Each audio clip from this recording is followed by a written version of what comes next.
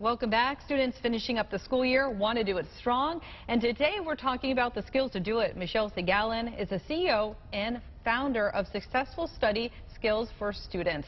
And she's here to help. Thanks so much, Michelle, for joining us. Thank you, Noelle. Pleasure to be here. Thanks. We always talk about kids studying in school, and they want to go out with a bang, if you will, at the end of the year, doing great on their test. How do you know if your student is studying or if they're struggling? Great. Well, that's what we're here to talk about. And the first thing you want to notice is is your student having self-esteem issues? Are they showing signs of stress? Yeah. Are they getting irritated for no reason, or are they sleeping too much?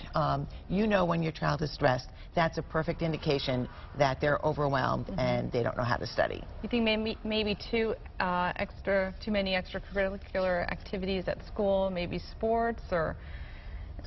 Absolutely, especially now that the weather will start to be nicer. They'll have some maybe baseball or softball or any extracurricular activity. So our children right now are super scheduled, and they just don't know how to manage their time, and they don't know how to manage their workload. And this is an important part of the year. The last term is coming up, so we want to make sure that our students have all the skills necessary to get the job done. Yeah. What are some tips for parents to help them out? Well, you want to notice or make sure that your student is taking notes, for one, when they read, and that they're staying focused and organized. If they are taking too long to do homework, and let's say they're normal, if they're in high school, it should take them 2 hours, and they're staying up till 1 in the morning, that's a definite sign that your student is not studying correctly. Conversely, if your student is taking maybe half an hour to do homework, that's not good either. So you want to make sure that your student has a happy balance and has the skills necessary to get the job done, as I said. And you also talk about building confidence, and they could be depressed as well.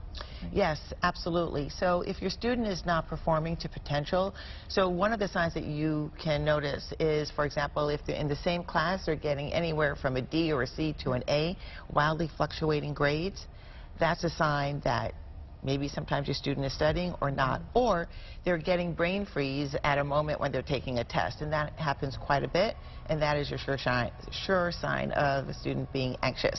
Are some students better test takers than others?